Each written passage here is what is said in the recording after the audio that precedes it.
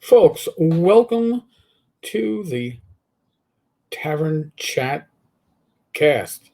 That sounds right. It's a vidcast, it's a podcast, it's a cast.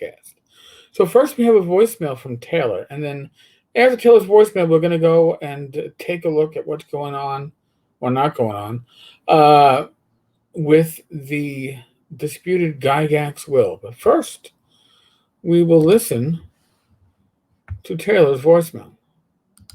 Good morning, Eric. This is Taylor over at the Clerics Wear Ring Mail blog, calling in to talk about, are the rules sacrosanct? I think yes and no.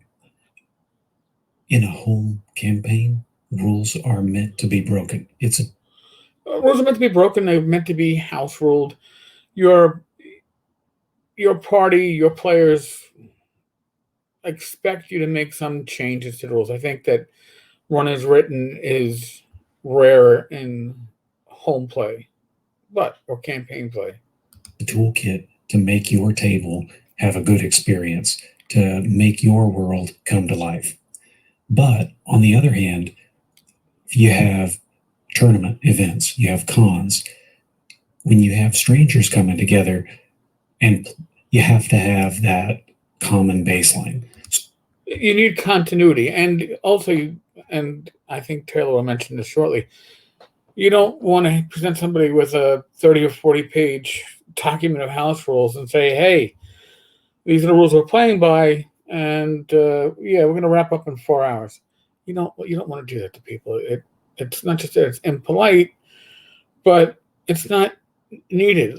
Less is more when it comes to convention play, and I'll be honest with you, that's the reason why I like using Swords and Wizardry Light for convention play, because I can hand people the rules, and the rules are 4 pages, and my house rules come down to maximum hit points at first level.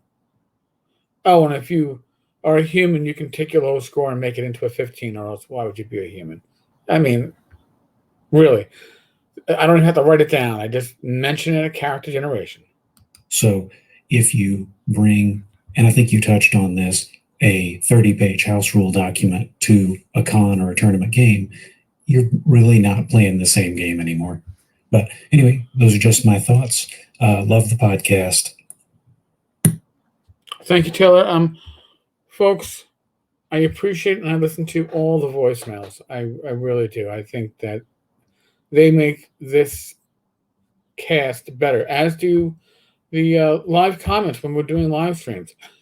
You can leave voicemails if you're listening or watching. I guess you wouldn't be watching via Anchor, but if you have the Anchor app, you can use the Anchor app to leave a voicemail, or you can use our Google number, 347-509-5168, 347-509-5168.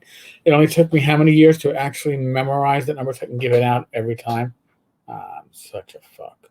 In any case, we have, and this was asked, somebody actually asked for an update on the original post from last year. And it got me looking, and I said, you know what? Let me take a peek at the lawsuit, and let's see where it's going. Because it's a legal filing, right? And it's going to court. And it actually has 2 days of trial set for it. So now, the latest trial dates, and I'm going to get to why it's the latest trial dates. The latest trial dates are 6/3 for pretrial conference, and then 6/7, June 7th and 8th are set aside for the court trial. All right, this is happening in Wisconsin in one of their county courts. So, what does that mean for you and me? Well, this is actually the third trial date that was set. The initial trial date was November 16th, but on October 27th, Luke's lawyer, Jennifer Gorn, requested to punt. She wanted a 6-month punt, and they granted it. And then the next date was for March 15th, but on March 4th, she requested it get moved back to May, but apparently didn't have any spots in May, so it's going to be June 7th and 8th for the trial. So now, what does this mean? Well, until it actually goes to trial. The fact that it wasn't dismissed out of line is important. Now, somebody mentioned on EN World on an original post on this, or original thread, that Gail never took her will to probate, which means that a court never ruled on it. So it was, I have a will, and this is what we're going to do, but it was never actually decided on by a court. This is why the second will coming up can actually go to court. Now you got two competing wills, neither of which has been decided or looked at by a court. Very interesting, right? So, Luke has a lawyer. Obviously, Gail has a lawyer. No other family members have lawyers except for Alex. Why would Alex need a lawyer? He's in a weird spot. This is just my opinion, but he's in a spot where, it's his mother. The other kids, Gail is not their mother, right? This is his mother. So it's a weird position to be in. But now everybody that's involved in this is technically a beneficiary, right? Even if, I believe, even if the new will puts the kids in charge, I believe Gail will still benefit. She just won't have control. I could be wrong. We're probably not going to know until this comes out. And here is going to be the kicker, as is usual. If it goes to trial and it actually goes to a decision, I'm assuming that stuff like this is not done by a jury. It's probably just done by the judge. If the judge makes a ruling, it will be public knowledge. You can see it like we have the proceedings up on the screen here. Now, by the way, just so you all know, it's Walsworth County case number 2020 PR 000058 in the estate of Ernest Gary Gygax. So if you go to wiccourts.gov, or sorry, wcca.wicourts.gov, and enter that in, you can look up this court proceeding yourself. You can see where it is, the activities, the updates.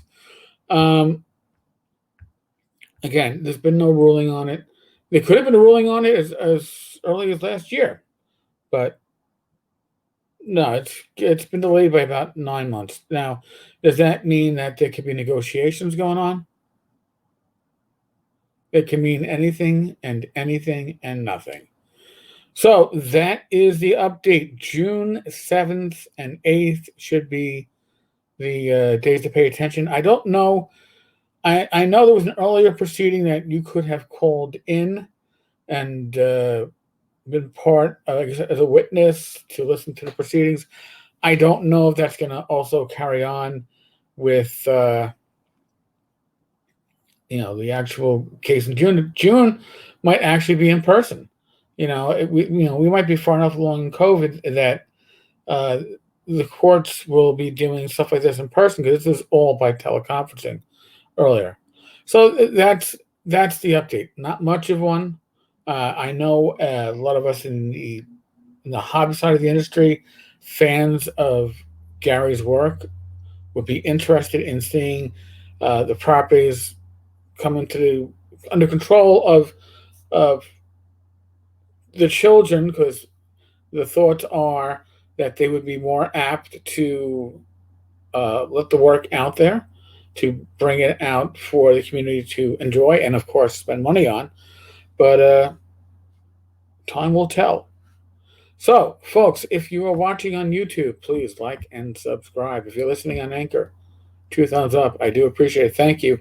You've probably noticed on Anchor that you're getting these podcasts delayed 1 day from the recording, because I'm trying to make a schedule that works better for me, not trying to jam everything in at night. So this way, YouTube gets recorded afternoon or evening. The next morning or afternoon, the podcast goes up.